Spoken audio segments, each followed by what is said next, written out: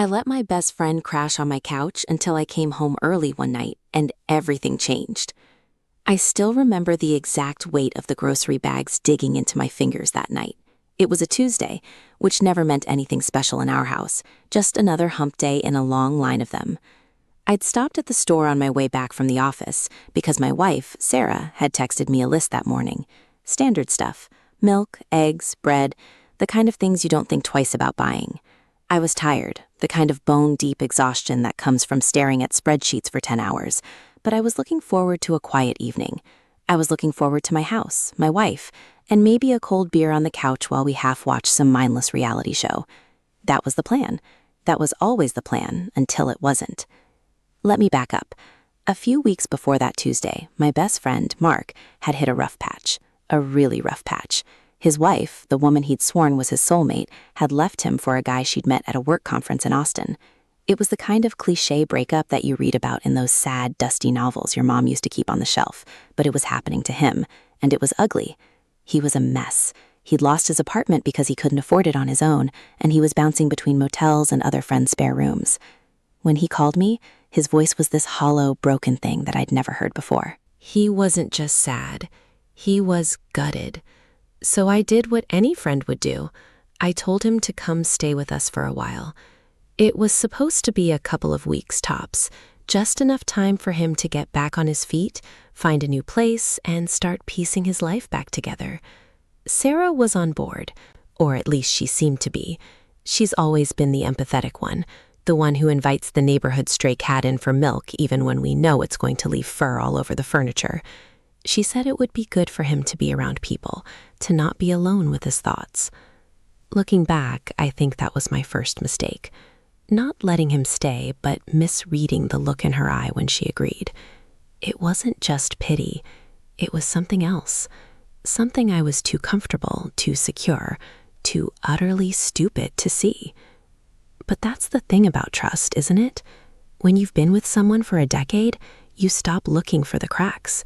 You assume the foundation is solid because it's always been solid. You don't go around checking for termites in the basement because you've never had a problem with them before. You just live your life, blissfully ignorant of the destruction happening right under your feet. Mark moved in on a Saturday. I helped him carry his few pathetic boxes up to our spare bedroom. He kept apologizing, saying he felt like a burden, and I kept clapping him on the back, telling him to shut up and that this is what brothers are for. We'd been through so much together. College, our first shitty apartments, our first real jobs. He was the best man at my wedding, for God's sake. The guy who stood next to me and made a toast that made my mom cry. He was family. And in my mind, family helps family. Period. The first week was awkward, but manageable. He mostly stayed in his room, sleeping off the depression, or sat on the back porch, staring at the fence. Sarah would bring him coffee in the morning, and they'd talk in hushed tones while I was getting ready for work. I thought it was nice. I thought she was just being a good host. I was so goddamn blind. The second week, something shifted. The air in the house changed. It felt lighter, maybe, less like a hospital ward and more like a party I wasn't invited to. I'd come home and I'd hear them laughing in the kitchen, the kind of easy, fluid laughter that comes from inside jokes. They'd stop when they heard my keys in the door. Not abruptly, not guiltily, but just stop. And then Mark would get up, pat me on the shoulder, and go back to his room. And Sarah would kiss me on the cheek and ask about my day. The details were always there. The kiss, the question, the dinner on the table, the whole picture of a perfect little life. But the color was wrong. The shades were slightly off, and I couldn't tell if I was imagining it or if the world had actually gone a little dimmer. I tried to talk to Sarah about it once. I told her I felt like I was missing something. She laughed it off, told me I was being paranoid, that Mark was just starting to feel better, and she was glad she could help. She put her hand on my chest and looked into my eyes, and I felt like an idiot. She was right. I was being jealous, paranoid. I was turning into those guys who reads into every little thing because he's insecure. And I wasn't insecure. I was successful. I had a beautiful wife, a good job, a house with a lawn that I mowed every Sunday. I was the guy who had it all. What did I have to be insecure about? So I let it go. I buried the unease deep down in the pit of my stomach. I turned my focus to my work, throwing myself into projects to kill the time and silence the nagging voice in my head. I told myself I was being a good husband by trusting my wife. I told myself I was being a good friend by trusting Mark. I told myself that the way I sometimes caught Sarah staring at him across the dinner table, the way she'd laugh a little too hard at his jokes, the way he'd find excuses to touch her arm, was all just my imagination running wild. I told myself that because the alternative was too horrifying to contemplate. The alternative was that my life was a lie, that the two people I trusted most in the world were doing the one thing that would absolutely destroy me. The weeks blurred into a routine that I hated but couldn't escape. Wake up, coffee, work, come home, dinner, TV, bed. And all the while, the undercurrent of something terrible flowed beneath the surface. I started finding things, small, stupid things that could be explained away. A receipt for a fancy bottle of wine I hadn't bought, a movie ticket stub from a showing I hadn't attended, a text message on her phone when she left it in the bathroom from him that just said, "Can't stop thinking about it." I confronted her about that one. It was just about a podcast he'd recommended, she said. He was so excited for her to listen to it. Her eyes didn't blink. Her voice didn't waver. She was so good at this quiet, domestic deceit. Or maybe I was just so good at wanting to believe her. She started going to the gym more. She started getting up early and coming home late from her errands. She started buying new clothes that she wore to stay home and watch TV with me and my best friend. I noticed, of course I noticed, but every time I opened my mouth to ask a question, I'd see the look on her face, that innocent, wifely look of concern, and I'd choke on the words. I was terrified of being the jealous husband. I was terrified of looking weak. I was terrified of finding out that my fear was real. So I did nothing. I waited. I waited for the feeling to pass. I waited for Mark to find an apartment and get out of my house. I waited for my life to go back to normal. I was a coward, and I was an idiot, and I was waiting for the floor to fall out from under me, even as I pretended I wasn't. Then came that Tuesday. That goddamn Tuesday. My boss had asked me to stay late to finalize a quarterly report. I said yes, mostly to get out of going home to that tension. The truth is, I'd started staying late at work on purpose. It was easier than going back to my house, where I felt like a guest in my own home. The office was quiet, sterile, safe. I knew exactly what was expected of me there. But that night, the report got done early. I wrapped everything up around 8, which was way earlier than I told Sarah I'd be home. I thought about going to a bar, killing an hour or two, walking in around 10 like I'd said I would. But I was tired. I just wanted to go home, have that beer, and sleep. I didn't call to let her know. I just packed up my bag and headed out. It was a small decision, a tiny, insignificant choice that didn't mean anything, but it was the choice that shattered everything. The drive home was uneventful. Traffic was light, the radio was playing some old Springsteen song, and I felt a flicker of hope. Maybe I was wrong. Maybe when I walked in, they'd be watching TV, and Mark would be eating a bowl of cereal, and everything would be normal. I pulled into my driveway, killed the engine, and sat there for a second. The house was dark, except for the kitchen light, and a faint blue glow from the living room TV. I could see a silhouette on the couch, just one.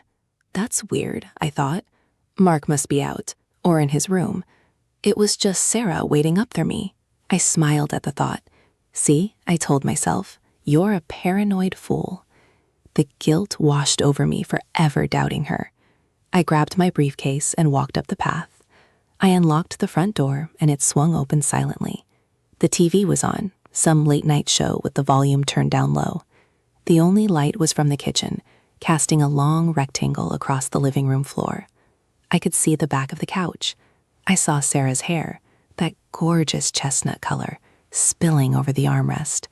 I was about to call out a greeting, to ask her what she was still doing up, when I saw the movement. A hand. It wasn't just her hand. It was a hand on her shoulder, rubbing it gently. And then a voice, Mark's voice, soft and low, saying something I couldn't hear. It was intimate. It was the kind of sound you make when you're comforting a lover, not when you're talking to your best friend's wife. My feet felt like they were glued to the floor. I couldn't move. I couldn't speak. I just stood there in the doorway, a ghost in my own house, watching them. She turned her head to look at him, and the expression on her face was one I hadn't seen in years. It was desire. It was vulnerability. It was a look of complete, utter surrender to someone.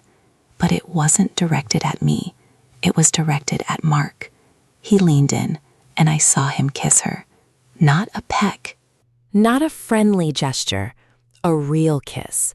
The kind of kiss that says, "I've been waiting all day to do this." And she kissed him back. She wrapped her arms around his neck and pulled him closer, and the world around me dissolved into a silent, screaming void. My briefcase slipped from my numb fingers and hit the wooden floor with a loud, sharp thud. They broke apart instantly. Sarah's eyes went wide with shock, and I watched the color drain from her face. Mark scrambled to his feet, sputtering my name, but I didn't hear him. I didn't hear anything but the roaring of the blood in my ears. The quiet, humdrum life I'd been so desperate to protect for weeks that I'd ignored my gut to preserve was burning to ashes in front of my eyes. The betrayal wasn't just a feeling anymore. It had a shape. It had a face. It had two faces, both of which I had loved and trusted more than my own life, and they were both looking at me now, waiting for me to react. But I couldn't. I was frozen, locked in a nightmare that was just beginning, a nightmare that had started with a grocery list and a friendly favor, and had ended right here, in the dark, in my own home, with my world collapsing around me. The silence that followed the thud of my briefcase was the loudest thing I have ever heard in my life. It was a vacuum, a void that swallowed every sound in the house, leaving only the pounding of my own heart in my ears. I remember staring at them, at her, still frozen on the couch with that deer in the headlights look, and at him, standing there with his hands raised like he was trying to calm a wild animal. My wild animal. My life. My everything. They looked so pathetic in that moment, caught in the headlights of the truth. But the pathetic wasn't them. The pathetic was me. The pathetic was the man who had paid the mortgage on the roof over their heads, who had bought the groceries for the meal they'd probably shared, who had opened his home and his heart to a friend who had repaid him with this. My body started moving before my brain could catch up. I didn't say a word. I just turned around and walked out. I left my briefcase on the floor. I left my car keys in the ignition. I left my wife and my best friend standing in the ruins of my life, and I just walked. I didn't have a destination. I didn't have a plan. I just needed to be away from that house, from that image burned into my retinas, from the smell of their guilt in the air. I walked down my driveway, past my neighbor's perfectly manicured lawn, past the mailbox I'd painted last summer, past the basketball hoop Mark and I had put up when we were still in college, back when we were brothers, past everything that had ever meant anything to me. It was like watching a movie of my own life from the outside, a horror movie where the protagonist is too stupid to see the monster in the closet. Only the monster wasn't in the closet. It was on my couch, in my wife's arms. The streets of my neighborhood were quiet. The same suburban stillness that I'd always loved, the security of it, now felt suffocating and false. Every house I passed, every lit window, every silhouette of a family eating dinner or watching TV seemed like a mockery. Were they all faking it too? Was every marriage a glass house waiting for a stone? I walked for what felt like hours, my sneakers slapping against the pavement, my breath coming in ragged gasps. My mind was a hurricane of images, thoughts, and feelings that I couldn't organize into anything coherent. The sound of her laugh at his jokes, the way he'd look at her when he thought I wasn't watching, the receipts, the late nights, the gym. It all crashed down on me at once. A tidal wave of evidence I'd been too blind, too trusting, too goddamn naive to see. I was such a fool. Not just a fool, a willing fool. I had seen the signs, felt the cold draft of betrayal creeping under the door, and I had chosen to ignore it. I had chosen to believe in the fairy tale of my perfect life because I was too scared to look behind the curtain. My phone started buzzing in my pocket. Then it buzzed again, and again. I pulled it out and stared at the screen. Sarah calling, then a text, then another, then Mark, their names flashing on the screen like accusations. I wanted to throw the phone into the street, to watch it shatter into 1,000 pieces like my heart had, but I didn't. I just shoved it back in my pocket and kept walking. I needed to think. I needed to breathe. I needed to figure out what the hell I was supposed to do now. I ended up at a dive bar on the edge of town, the kind of place with flickering neon signs and sticky floors. It was the kind of place where no one asked questions, where you could sit in the corner and drink your sorrows in peace. I'd never been there before, but it felt right. I needed a drink. I needed to be around people who didn't know me, who didn't care about my broken life. I needed to stop feeling like the floor was still collapsing beneath me, even though I knew it already had. I sat at the bar and ordered a whiskey. Neat. The bartender, a grizzled old guy with a face like a roadmap of bad decisions, slid it over to me without a word. I knocked it back in one gulp and ordered another. The burn was good. It was something real, something I could feel that wasn't the sharp, jagged edge of betrayal. I sat there for a long time, staring at my reflection in the back of the bar mirror. I didn't recognize the man looking back at me. He was older, harder. His eyes were dead. The guy who had left for work that morning, the guy who had been looking forward to a quiet Tuesday night with his wife, was gone. In his place was this hollow shell, this ghost of a man who had just watched his life implode. And the worst part? I still loved her. I hated her for what she'd done, hated him for what he'd taken. But underneath all that, there was still this stupid, stubborn love. That's the thing about betrayal. It doesn't kill the love. It just poisons it. It twists it into something ugly and painful, but it doesn't erase it. It makes it worse. It makes it fester. My phone buzzed again. I didn't look at it. I knew it was her. I knew she was panicking, trying to explain, trying to spin a story that would make it all go away. But there was no story. There was no explanation. There was only what I saw. And what I saw had broken me. I finished my third whiskey and finally pulled out my phone. 23 missed calls, 47 texts. I scrolled through them with a numb detachment. They were all the same. Sarah's texts were frantic, tearful, full of apologies and excuses. She was sorry. It was a mistake. It didn't mean anything. She loved me. She loved me. It was a mistake. Mark's texts were different. They were begging, pleading for me to understand. He was in a dark place. He was lonely. He was confused. It was a moment of weakness. He was so sorry. He would never forgive himself. They both wanted to talk. They both wanted to explain. They both wanted me to be the understanding, forgiving husband and friend. They wanted me to swallow the poison and smile through the pain. They wanted me to give them another chance to lie to my face. I typed out a single word in response. Don't. And then I turned my phone off. I couldn't deal with them right now. I couldn't deal with their pathetic attempts to salvage their consciences. They didn't care about me. They cared about themselves. They cared about being forgiven so they could stop feeling guilty. They cared about the comfortable life I had built that they were about to lose. I wanted to hurt them. I wanted to destroy them the way they had destroyed me. But more than that, I wanted to hurt. I wanted to feel something other than this crushing, suffocating emptiness. I wanted to scream. I wanted to cry. I wanted to hit something. But I just sat there, staring at the bar, feeling nothing but the cold burn of whiskey and the slow, painful death of every dream I'd ever had. I don't know how long I sat there. Hours, probably. The bar emptied out.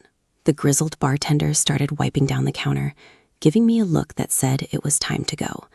I pulled out my wallet and paid my tab, leaving a generous tip because I didn't care about money anymore. What was money? What was anything? I stumbled out into the cold night air, and for a moment, I didn't know where to go. I couldn't go home. That house wasn't my home anymore. It was a crime scene, and the evidence was still fresh. I thought about calling my brother, or my parents, or anyone. But what would I say? Hey, guess what? My wife and my best friend are sleeping together. Got any advice? I didn't want to be the pathetic guy who got cheated on. I didn't want to be the cautionary tale at dinner parties. I didn't want to be the man who couldn't keep his woman happy.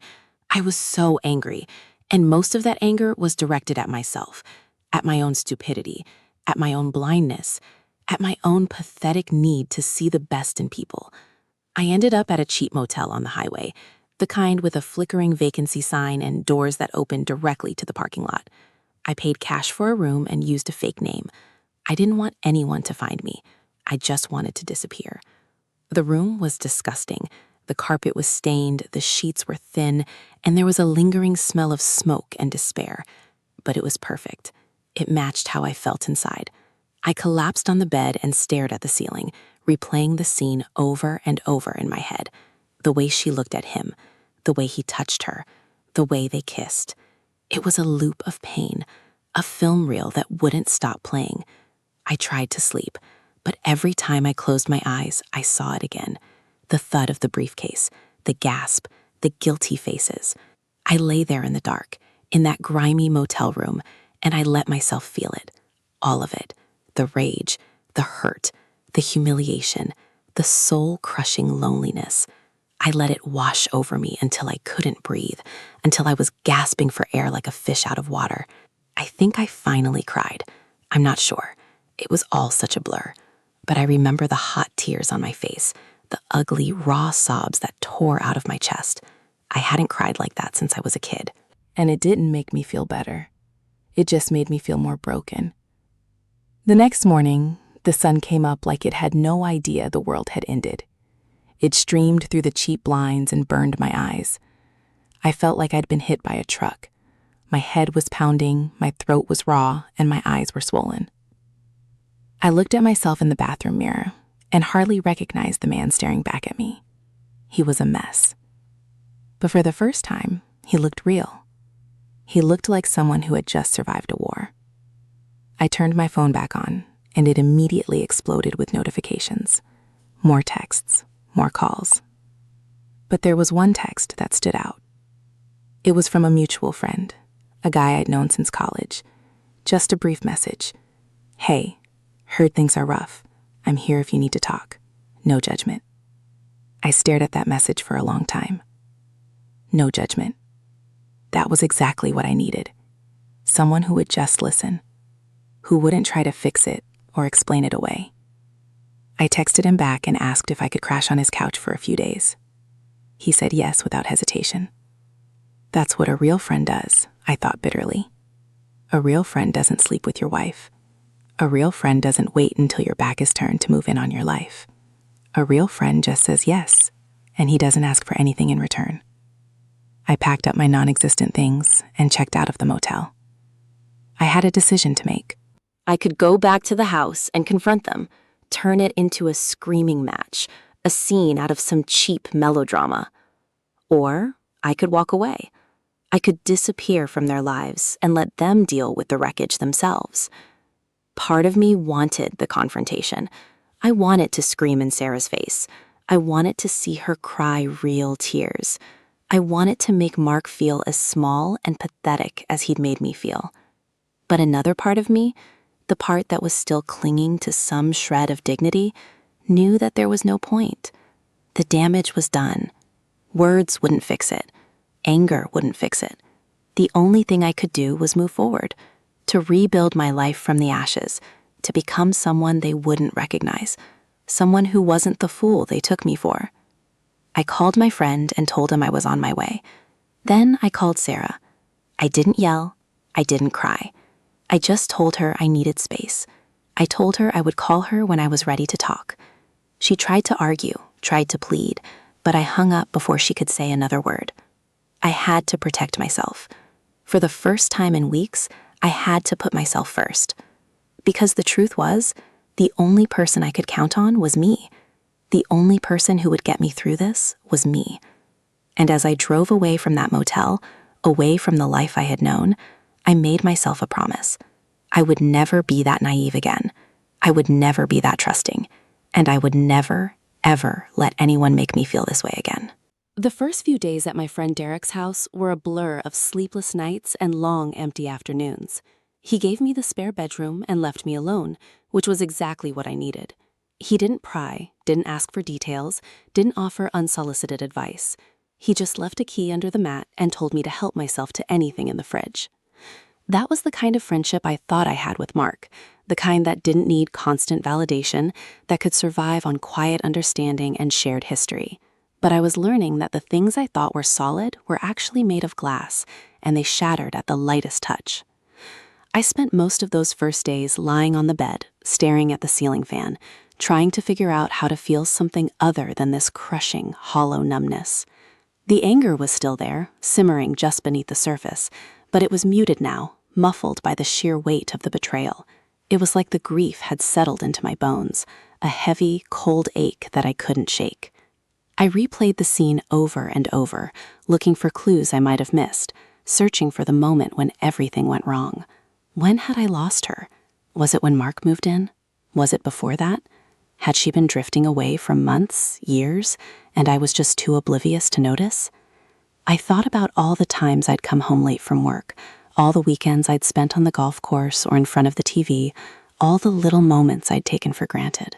I wasn't blameless, I knew that. But did I deserve this?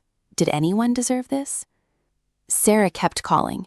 She left voicemails that I couldn't bring myself to listen to. They piled up in my inbox, like evidence of a crime I wasn't ready to process. She texted me long paragraphs filled with apologies and promises. She loved me. She was so sorry. It was a mistake. She would do anything to fix it. She would go to therapy. She would cut Mark out of our lives forever. She would do whatever it took. The words blurred together, losing all meaning. How could I trust anything she said? She'd looked me in the eye for weeks, months, and lied to me. She'd kissed me goodnight and then gone to him. She'd let me believe in a marriage that she was actively destroying. The woman I loved wasn't the woman on the other end of that phone. She was a stranger, wearing my wife's face, saying the things she thought I needed to hear to keep me from walking away. Mark was more persistent. His texts were a mix of groveling and justification. He was in a dark place. He was vulnerable. He never meant to hurt me. He valued our friendship more than anything. He would do anything to make it right. But there was an undercurrent of something else in his words, something I couldn't quite name. A defensiveness, maybe? A hint that he thought I was overreacting, that I was making a bigger deal out of this than it was. That was what stung the most. He didn't understand the magnitude of what he'd done. He didn't see that he hadn't just slept with my wife. He'd stabbed me in the back while I was holding the door open for him. He'd taken my trust, my friendship, my love, and he'd used it to get closer to my life. He was a predator in sheep's clothing, and I had been too blind to see the wolf underneath. On the third day, I finally listened to one of Sarah's voicemails. Her voice was raw, hoarse from crying. She told me she was staying at her sister's house, that she couldn't bear to be in our home alone. She told me she was lost without me, that I was her whole world. She told me that Mark had already moved out, that she'd told him to never contact her again. She was trying to show me that she was choosing me, that she was willing to burn everything down to prove her loyalty. But that was the problem. She'd already burned everything down. The fire was already raging. The house was already a pile of ashes. All she was doing now was trying to convince me that the ruins were still a home. I sat on Derek's couch with the phone in my hand, trying to decide what to do. Part of me wanted to forgive her. That was the part that still loved her, the part that remembered the woman I'd married, the woman who had laughed at my stupid jokes and held my hand when I was scared, and made me feel like I was the luckiest man in the world. That woman was real. She hadn't been a lie. At least I didn't think she had been. But somewhere along the way, she changed. Or maybe she'd always been this person, and I'd just been too in love to see it. The love I felt for her was still there, but it was tangled up in so much pain and anger that I couldn't separate them anymore. I didn't know how to feel about her. I didn't know if I could ever look at her again without seeing them, without seeing that kiss, without feeling the ground drop out from under me. Derek came home from work that evening and found me still in the same spot. He didn't say anything. He just grabbed 2 beers from the fridge, handed me one, and sat down on the other end of the couch. We sat in silence for a while, just staring at the wall. It was comfortable, that silence. It didn't demand anything from me. It didn't judge me for being a mess. After a long time, he spoke. "You don't have to decide anything right now," he said. "You don't have to forget her. You don't have to divorce her. You don't have to do anything except get through the next 5 minutes, and then the 5 minutes after that. It was the most helpful thing anyone had said to me since this whole nightmare started. He wasn't trying to fix me. He wasn't telling me what to do. He was just giving me permission to exist in the chaos, to not have all the answers. I appreciated that more than I could put into words. The days started to blur together. I stopped counting them. I stopped answering the phone. I stopped reading the texts. I just existed, floating through the hours like a ghost. I ate when I was hungry. I slept when I was tired. I didn't go back to work. I couldn't face it. I couldn't face the questions, the pitying looks, the whispered speculation. I needed time. Time to figure out who I was without her. Time to figure out what I wanted. Time to figure out if there was anything left worth saving. Then, about a week in, I got a text from an unknown number. It was a picture, a photo of Sarah and Mark, taken at some restaurant I didn't recognize. They were laughing, her hand on his arm, looking at each other like they were the only two people in the world. The date stamp on the photo was from a month ago, before I'd found out. But that wasn't what made my blood run cold. It was the caption that came with it. A single line. "She told you she cut him off, right?" I didn't know who sent it. Could have been a friend of Mark's. Could have been a stranger who found out and wanted to stir up drama. It didn't matter. What mattered was the implication. If Sarah had been lying about cutting him off, what else was she lying about? I called her immediately. She picked up on the first ring, her voice trembling with relief. "You called," she said. "Oh my God, thank you for calling. I was so scared you were never going to talk to me again." I cut her off. "Are you still talking to him?" I asked. There was a pause, a fraction of a second too long. It was all I needed to hear. "No," she said. "No, of course not. I told you. I told him to never contact me again." But her voice had changed. It was defensive now, a little too high. The same voice she'd used when she told me about the podcast, when she lied about the receipts, when she looked me in the eye and told me everything was fine. I knew that voice. I'd been hearing it for months. "I got a picture," I said, "from a month ago, you and him, laughing together at some restaurant. You look pretty cozy." She was silent for a moment. Then she started crying, those ugly, desperate sobs that were supposed to make me feel sorry for her. "I can explain," she said. "That was before everything, before I realized how serious it was. I was confused. I didn't know what I wanted, but I know now. I want you, only you. I swear." But I didn't believe her. I couldn't believe her. Every word she said felt like another lie, another layer of deceit that she was wrapping around me like a shroud. I didn't know what was true anymore. I didn't know if anything she'd ever told me was true. I hung up on her. I didn't have the energy for the fight. I didn't have the energy for the lies. I went back to the couch and stared at the wall, trying to process what I'd just learned. She was still lying to me. Even now, after everything, after I'd caught them in the act, she was still lying to me. The extent of her betrayal was staggering. It wasn't just the affair. It was the web of deceit she'd built around it, the careful construction of a false reality that I'd been living in for months. I was angry, but more than that, I was exhausted. Exhausted from the constant suspicion, the constant second-guessing, the constant feeling that I was being played for a fool. I didn't want to live like that. I didn't want to be the husband who checked his wife's phone, who questioned her every move, who lived in a state of perpetual paranoia. I wanted to be free of it, free of her, free of the drama, free of the constant crushing weight of the betrayal. That night, I made a decision. I was going to go back to the house. I was going to gather my things, what little I had left, and I was going to walk away. I wasn't going to give her another chance to lie to me. I wasn't going to give him another chance to apologize. I was just going to leave. It was the only way I could protect myself, the only way I could start to heal. I told Derek my plan, and he nodded, understanding. "Do you want me to come with you?" he asked. I shook my head. "No," I said. "This is something I have to do alone." He gave me a look of quiet respect, and I knew he understood. He'd been through his own battles, his own heartaches. He knew that some things you just have to face by yourself. The drive back to my house felt surreal. The streets I'd driven 1,000 times looked alien to me now, like I was seeing them through a stranger's eyes. Everything was the same, but everything had changed. I pulled into my driveway and saw the house I'd bought with Sarah, the house we'd painted together, the house where we'd planned to raise a family. It was just a building now, just bricks and mortar. The life we'd built inside it had been hollowed out, leaving only the shell. I walked up the path, my heart pounding in my chest. I didn't know if she was home. I didn't know if he was there. I just knew I needed to get what I needed and get out. The door was unlocked, which was a surprise. I stepped inside and the house was eerily quiet. The smell of her perfume still hung in the air. The faint scent of the dinner she'd probably cooked, alone, hoping I would come home.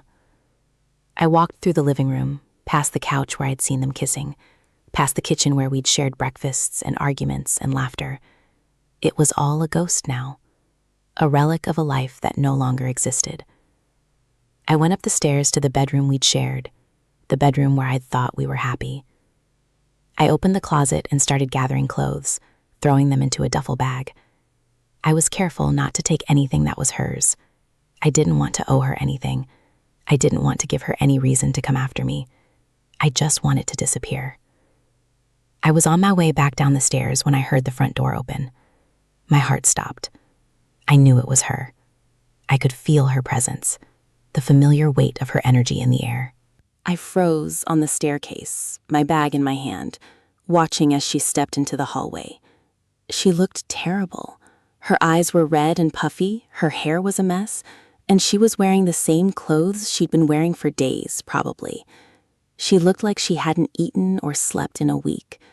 She looked as broken as I felt. And for a moment, seeing her like that, I felt a flicker of pity, a small, stupid piece of me that still wanted to hold her and tell her it was all going to be okay. But then I remembered the picture. I remembered the lies. I remembered the way she'd kissed him, right here in this house, while I was out buying groceries for her. And the pity evaporated, leaving only the cold, hard reality of what she'd done. "Please don't go," she whispered. She was crying again, the tears streaming down her face. "Please, just give me a chance to explain." I shook my head. I couldn't do it. I couldn't listen to another word. "I'm done," I said. My voice was calm, steady. It didn't sound like me. It sounded like someone who had already made up their mind. "I can't do this anymore. I can't keep going through this cycle of lies and apologies. It's destroying me." She started to argue, to plead, to promise, but I held up a hand and stopped her. "I don't want to hear it," I said.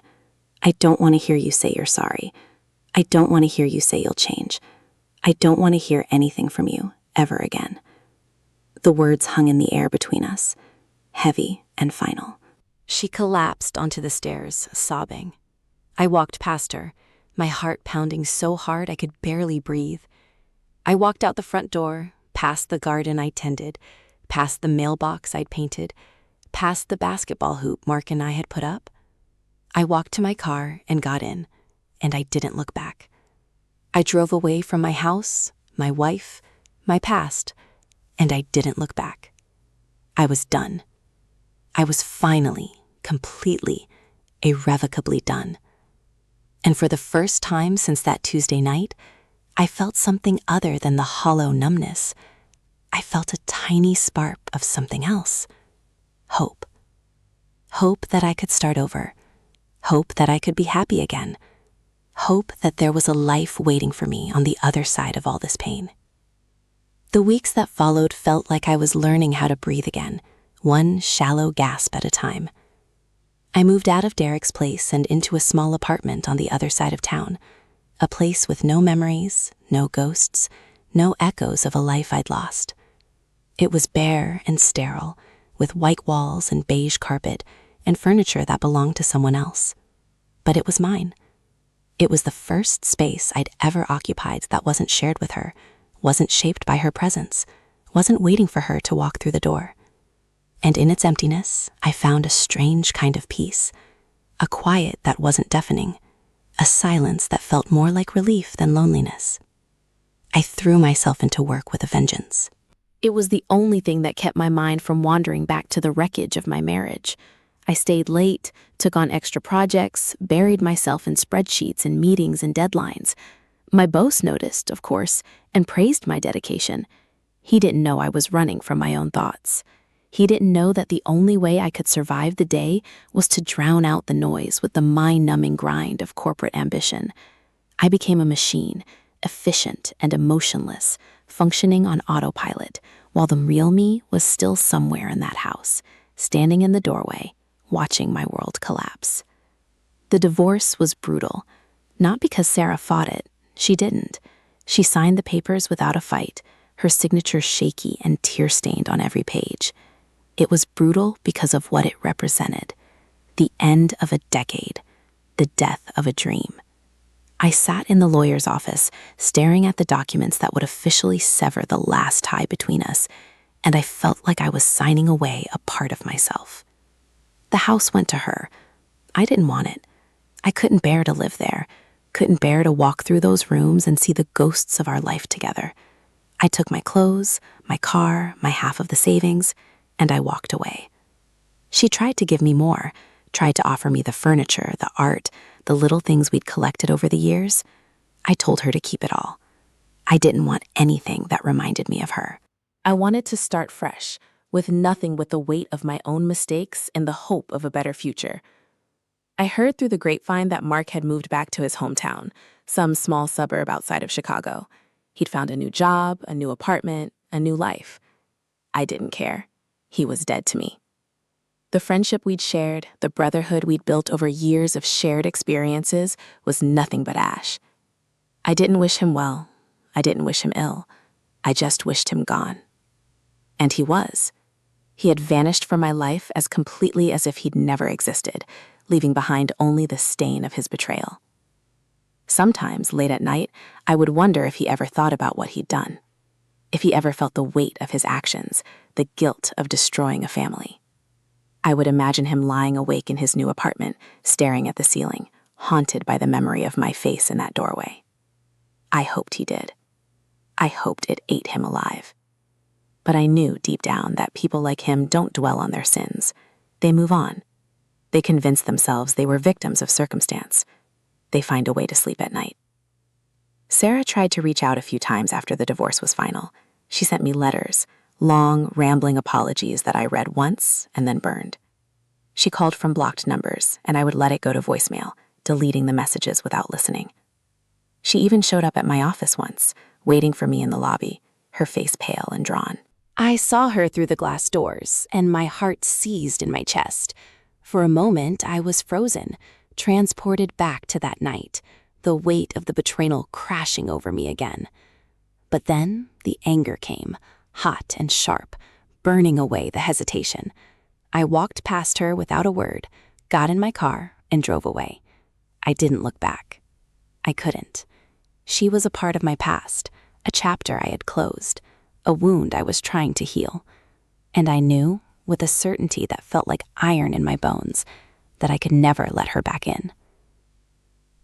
The loneliness was the hardest part. Not the loneliness of being alone, but the loneliness of being with someone who wasn't there.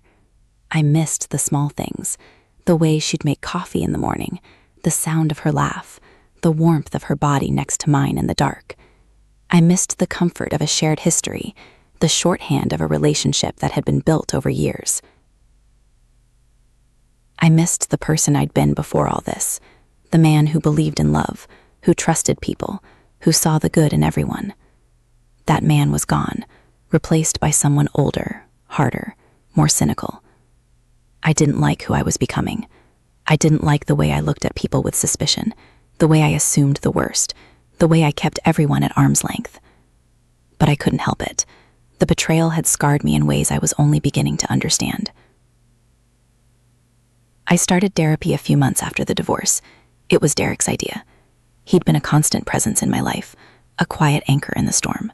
He never pushed me to talk, never asked for details, but he was always there, a steady hand on my shoulder when I needed it. I owed him more than I could ever repay.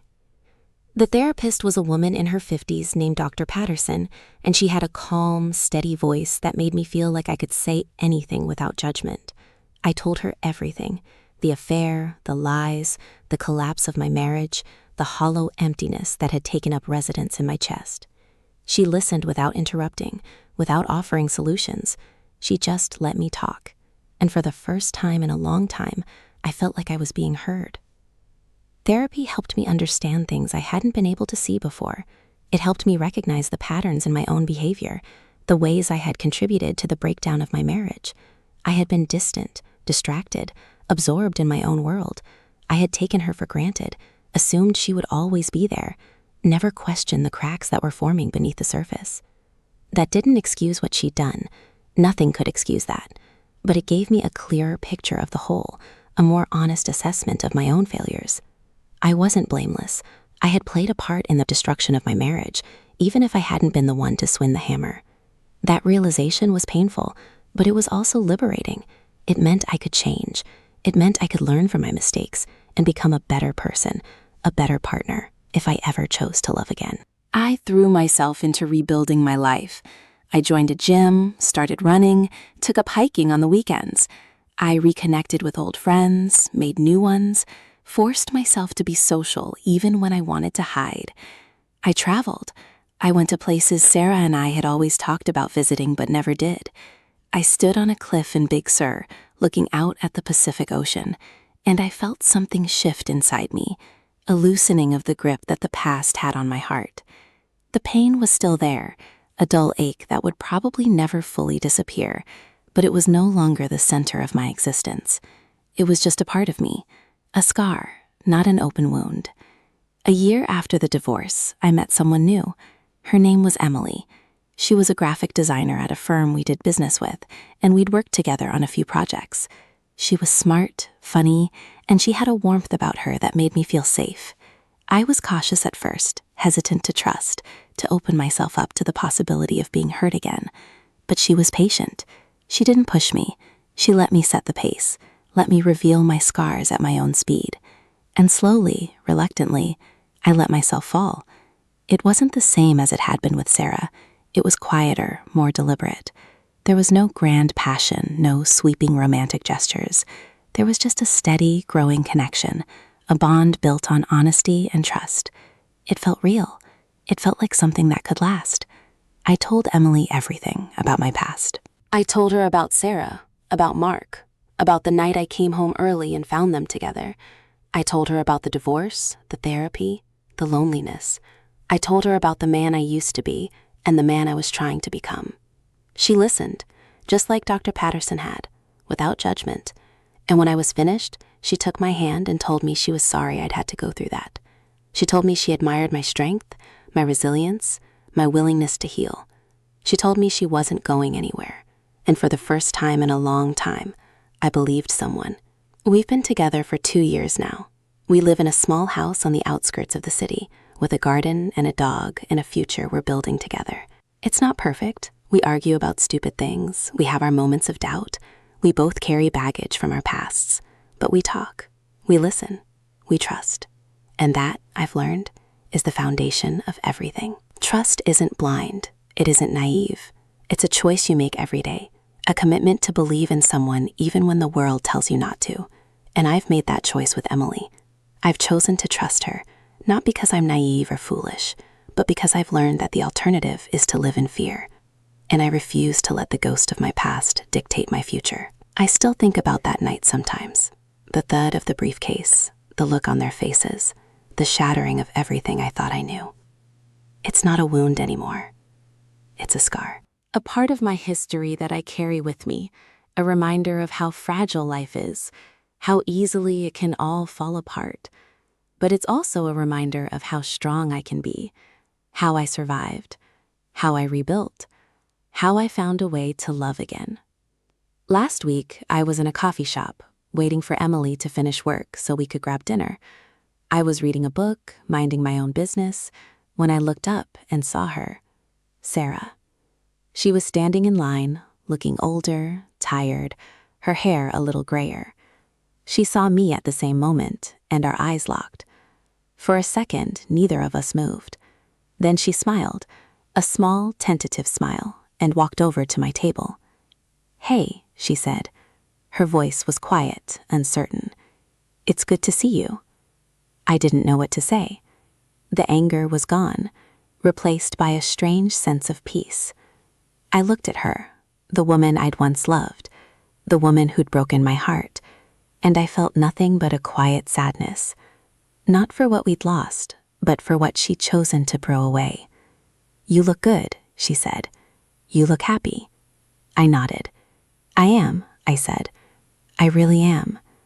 She looked down at her hands, her eyes glistening. "I'm sorry," she said.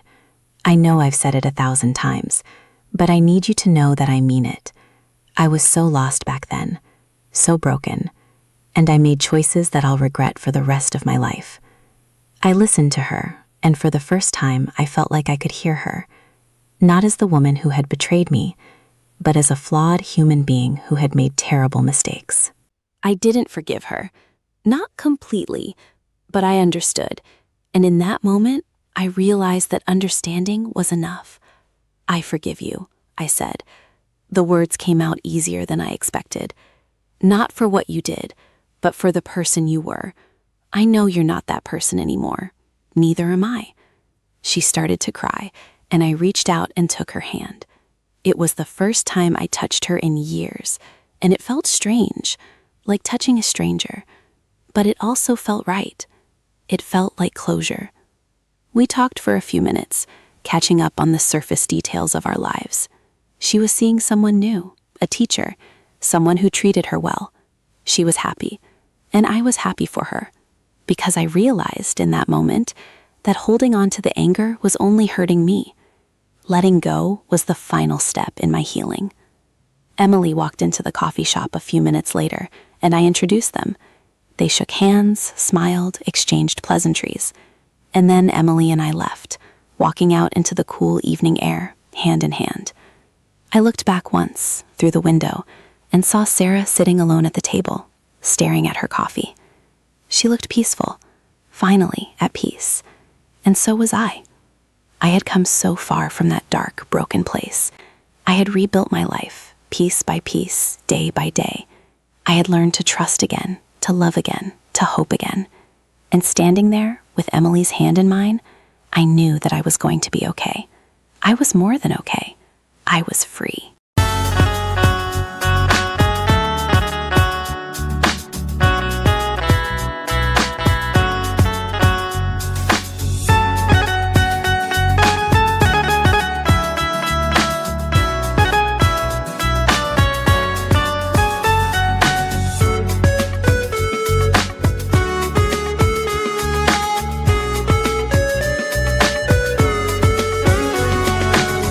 যাবার সে যাবে চলে, তারে নিয়া vibe না, তারে নিয়া ভাবলেই বাড়বে কষ্ট যন্ত্রণা। যে যাবার সে যাবে চলে, তারে নিয়া ভাইব না, তারে নিয়া ভাবলেই বাড়বে কষ্ট যন্ত্রণা। এত ভালোবাসার পরেও পাইলাম না তার মন, আমারে সারিয়া বেঈমান ধরছে আরেকজন। হাত বান্ধিব, পা বান্ধিব, মন বান্ধিব কি দিয়া, একটা মন তার 12 জনকে রাখছে রে দিয়া। হাত বান্ধিব, পা বান্ধিব, মন বান্ধিব কি দিয়া, একটা মন তার 12 জনকে রাখছে রে দিয়া। একটা মন তার 12 জনকে রাখছে রে দিয়া।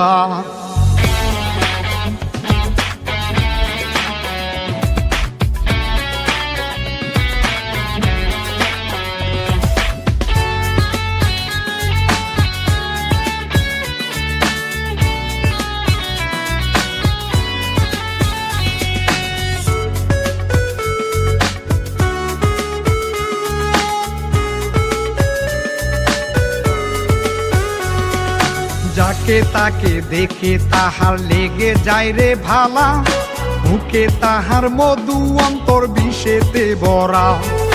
যাকে তাকে দেখে তাহার লেগে যায় রে ভালা, মুখে তাহার মধু অন্তর বিষেতে ভরা।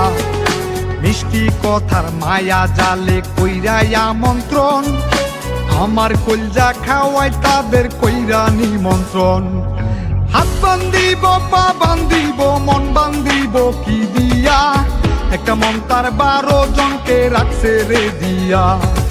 হাত বান্ধিব পা বান্ধিব মন বান্ধিব কি দিয়া, একটা মন তার 12 জনকে রাখছে রে দিয়া। একটা মন তার 12 জনকে রাখছে রে দিয়া।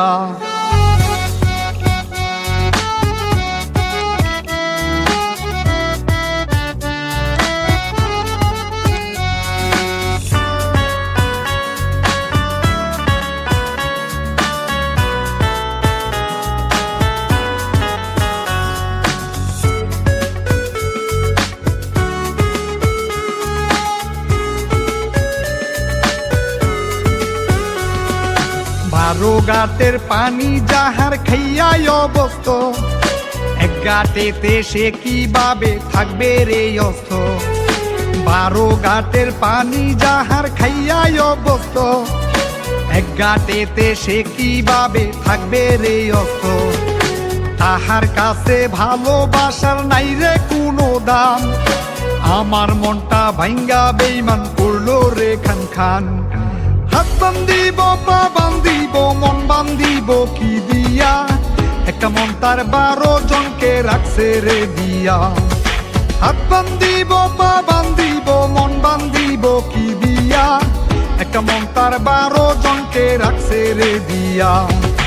একটা মন তার 12 জনকে রাখছে রে দিয়া। যে যাবার সে চলে যাবে তারে নিয়া ভাইব না, তারে নিয়া ভাবলেই বাড়বে কষ্ট যন্ত্রণা। যে যাবার সে চলে যাবে তারে নিয়া ভাইব না, তারে নিয়া ভাবলেই বাড়বে কষ্ট যন্ত্রণা। এত ভালোবাসার পরেও পাইলাম না তার মন, আমারে সারিয়া বেইমান ধরছে আর একজন। হাত বান্ধিব পা বান্ধিব মন বান্ধিব কি দিয়া, একটা মন তার 12 জনকে রাখছে রে দিয়া। হাত বান্ধিব পা বান্ধিব মন বান্ধিব কি দিয়া, একটা মন তার 12 জনকে রাখছে রে দিয়া। একটা মন তার 12 জনকে রাখছে রে দিয়া।